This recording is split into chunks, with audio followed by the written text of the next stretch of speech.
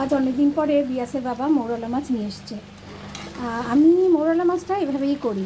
প্রথমে কড়ার মধ্যে তেল নিই, তারপরে হচ্ছে পেঁয়াজ, আলু আর কাঁচা লঙ্কা, ব্যাস। আর মৌরলা মাছগুলো এভাবেই দিয়ে দিই। আমরা তো মানে আমার বাপের বাড়ি যেহেতু বরিশালের, তারা কিন্তু এভাবেই কাঁচা মাছের ঝাল করে, বুঝেছো তো। তবে হ্যাঁ, আমার বিয়ে হয়েছে যেহেতু ঘটিতে মানে দেশীয়তে, আমার বর কিন্তু মৌরলা মাছ একদম মানে কড়া কড়া ভেজে খেতেই ভালোবাসে, আর কড়া ভেজে এই আলু পেঁয়াজ দিয়ে রান্না করতেই মানে রান্না করলে ভালো খেতে ভালোবাসে। কিন্তু আমি আগে আগে করতাম ওর মতো, কিন্তু এখন এরম করে যখন রান্না করি মানে এই কাঁচা মাছের ঝাল, সেটাও কিন্তু ও খেয়ে বুঝতে পারে না যে এটা কাঁচা করেছি না ভেজে করেছি। তো আজকে এই জন্যে এই মাছটা রান্না করব।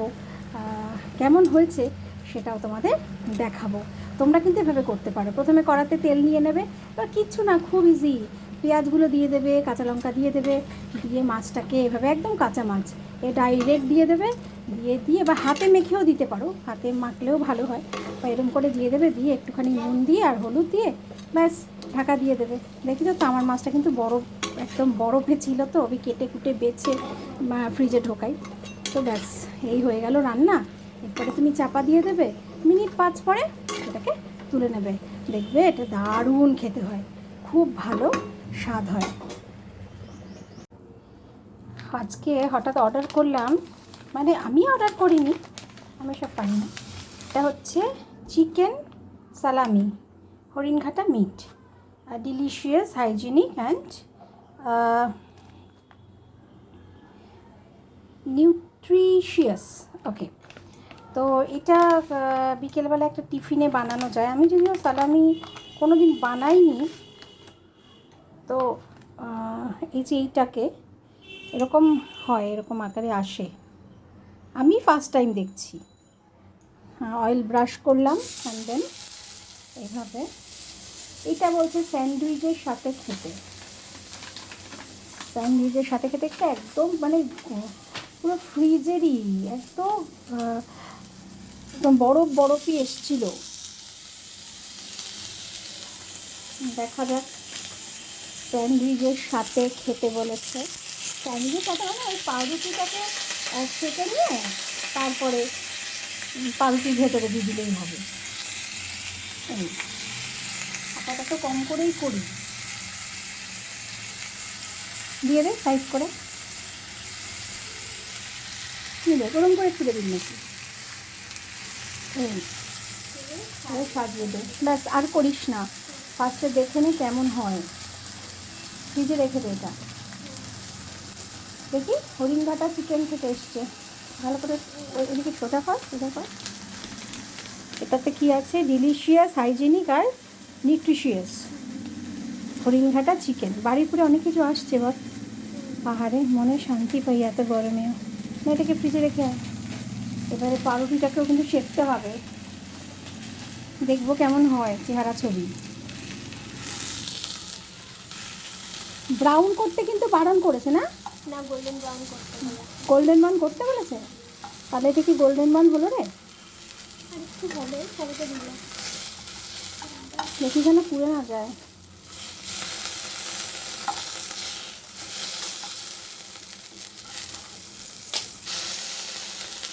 আসলে আমাদের সময় তো একটা অপশান ছিল না, এগরোল, চাউমিন, ব্যাস হয়ে গেল। কিন্তু এখন বেশ অপশন আছে না, কত কিছু খাবার দাবার আছে, আমাদের সময় তো ছিল না। হ্যাঁ, এই যে মেয়ে অর্ডার করেছে, এখন আমি রান্না করছি। ও, এখন আমি হাঁটতে যাব, দেখা যাক কেমন হয়। কেন বাবা খাচ্ছে না? হ্যাঁ যা। শাশুড়ি বসতে পারছে না, শাশুড়িকে নিয়ে একটু সামনের দোকানে যেতে হবে। যাচ্ছি যাচ্ছি। এরম হচ্ছে, এরম হলে না না, আরেকটু আরেকটু হবে। আচ্ছা, তা ততক্ষণে আমি ব্রেডটা করে নিই, ব্রেডটা শিখে নিই। এই হলো আমাদের স্যান্ডউইচ রেডি হয়েছে, তাই তো রে? এই যে সালামি, হরিণঘাটা চিকেন সালামি, আর এই এভাবে কেটে আমি বলেছিলাম যে ট্রায়াঙ্গেল না কাটলেও হবে, but it's okay, public demand, আমাদের ট্রায়াঙ্গেল কাটতে হলো। এইভাবে শসা ভেতরেও দেওয়া যায়, টমেটো দেওয়া যায়, নানানভাবে সাজানো যায়, মেয়োনিজ দেওয়া যায়, সস দেওয়া যায়। আমরা যেহেতু কিছুই পছন্দ করি না, তার জন্য এটা হচ্ছে আমাদের ফাইনাল লুক। ওকে, এখন বাজে সন্ধ্যে 6টা, আর এখন আমি রান্নাটা দেখাই তোমাদের যে সারাদিনে কি রান্না করলাম। আসলে দুপুরবেলা না রান্না শেষ করতে করতে প্রায় 3টে বাজে, আর তারপরে আর মানে ক্যামেরা ধরতে ইচ্ছে করে না। তো আজকে যে রান্নাটা করেছি সেটা হচ্ছে ঝিঙে আলু পোস্ত। এটা বোঝা যাচ্ছে কি জানি না, এই যে ঝিঙে আলু পোস্ত এটা করেছি। এটা অবশ্য চিনি দিয়েছি, এটা আমি খাবো না। আর এটা করেছি চাল কুমড়ো দিয়ে একটু ডাল দিয়ে, মানে মুসুর ডাল ছিটিয়ে এই যে চাল কুমড়ো দিয়ে করেছি। এটা আমি খেয়েছি, এটা খুব ভালো হয়েছে। আর এটা করেছি তেলাপিয়া মাছের ঝোল। তো আজকে সারাদিনে এই রান্না করে উঠতে পারলাম। আর এছাড়া ভাত ঠাত তো হয় সব, মানে কমন। আমাকে একজন কমেন্ট করেছে যে তুমি যেমন তেমন করে ক্যামেরার সামনে আসো, সেজে গুজে আসো না। আসলে আমি যেমন তেমন করেই বাড়িতে থাকি, আর সাজগোজের খুব একটা অভ্যেস আমার নেই আর কি। হ্যাঁ, এই হচ্ছে ছিল রান্না।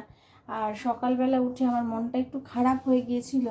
একটা খুব দুঃসংবাদ শুনলাম। আমাদের পাশে, মানে আমাদের গলিটা দিয়ে বেরিয়ে একজন থাকতেন, একজন মহিলা, মানে ও আর ওর আমার মেয়ের থেকে ওর ছেলে 1 বছর নাকি 2 বছরের বড় আর কি। হ্যাঁ, তো রামকৃষ্ণ স্কুলে পড়তো আমার মেয়ে। আর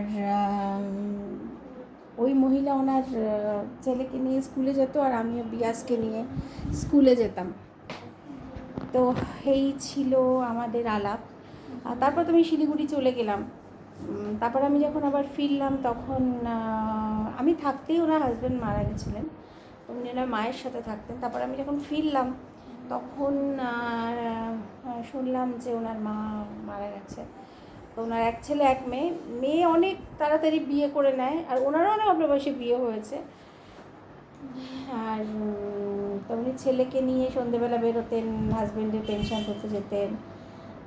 বেশিরভাগ ওনার সাথে আমার দেখা হতো, উনি ছেলেকে নিয়ে যেতেন, হাঁটতে যেতেন, আর আমি বিয়াসকে নিয়ে হাঁটতে যেতাম। তা আমাদের মুখোমুখি প্রতিদিনই হতো। আর প্রতিদিনই বলতাম যে আমি বলেছিলাম একদিন তুমি তোমার ছেলে নিয়ে বেরো, আমি আমার মেয়ে নিয়ে বেরোই। উনি বলেন হ্যাঁ, এখন তো এরাই আমাদের সঙ্গীতে। ভীষণ ভালো আলাপ ছিল, খুব ভালো। মানে কথা বলতাম আর কি, যাতায়াতে রাস্তায় দেখা হলে উনি হাসতেন, আমিও হাসতাম, কথা বলতাম। তো আজকে সকালবেলা বিয়াসের বাবা আমাকে বলেছে, জানো ওই 1 ছেলে 1 মেয়ে ছিল না, তুমি কথা বলতে, তা ওই ভদ্রমহিলা কালকে রাত 2টোর সময় মারা গেছে। এত খারাপ লাগলো যে কি বলবো। মানে আমার হঠাৎ মনে হয়েছিল যে এরকম হয় না যে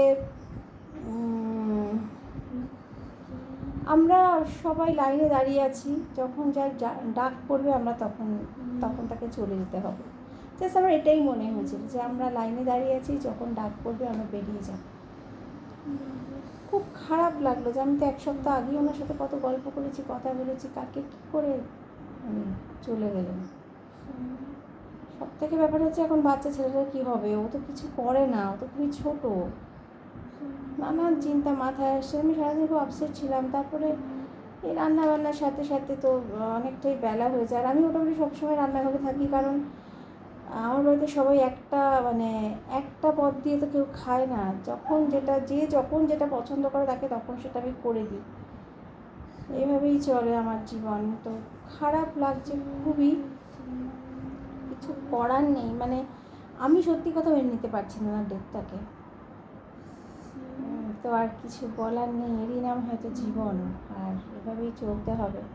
শুধু এইটুকুই বলা যে যেতে তো একদিন সবাইকেই হবে আমাদের, কিন্তু আমরা সৎ পথে থাকবো, ভালোভাবে থাকবো, আর ভালো কাজ করব। কারণ এখন হয়তো বেশ মানে বৈভব আছে, খ্যাতি আছে, সবাই আমাকে ভালোবাসছে। অনেকে এটা মনে করে যে আজকের জীবনটাই জীবন। না, শেষ দিনের জীবনটাই হচ্ছে জীবন। যেমন আমার শাশুড়িকে দেখে আমি বুঝি যে এই মহিলা এত দাপট ছিল, একটা সময় এত দাপট ছিল, উনি ধরাকে সরাগান করতেন। অ্যাটলিস্ট আমার যখন বিয়ে হয়েছিল আমার তো এরকমই মনে হয়েছিল। তো ভীষণ ভয় পেতাম ওনাকে। একটা সময় এরকম হতো যে আমি দোতলা থেকে একতলা নামতে ভয় পেতাম, দোতলায় উনি বসে আছেন। যখন উনি ফোন করতেন আমার মাকে তো বলতেন আমি সন্দীপের মা বলছি, কারণ ওনার হাজব্যান্ড ইঞ্জিনিয়ার, ওনার বড় ছেলে ইঞ্জিনিয়ার, ওনার মেয়ে ছেলে পুলিশে বড় র্যাঙ্কে চাকরি করে, ওনার বিশাল একটা গর্ব ছিল। হ্যাঁ, তো আজকে এই মানুষটাকে দেখে আমার মনে হয় যে হায় রে ভগবান, এটাই হওয়ার ছিল, এটাই হয়। তো যাই হোক, এর জন্যে নিজেকেও বলি, তোমাদেরও বলি যে সৎ পথে থাকো, কারোর মনে কষ্ট দিও না, ভীষণ নম্র হয়ে চলার চেষ্টা করো। টাকা পয়সা রূপ সবই দুদিনের, আজ আছে কালকে ফ্র্যাকশন অফ সেকেন্ড সব শেষ হয়ে যাবে। তাই খুব ভালো থাকো আর খুব ভালোভাবে চলো, সুস্থ থাকো, ভালো থাকো আর ভালো রেখে সবাইকে সঙ্গে থেকো সবারই কথা।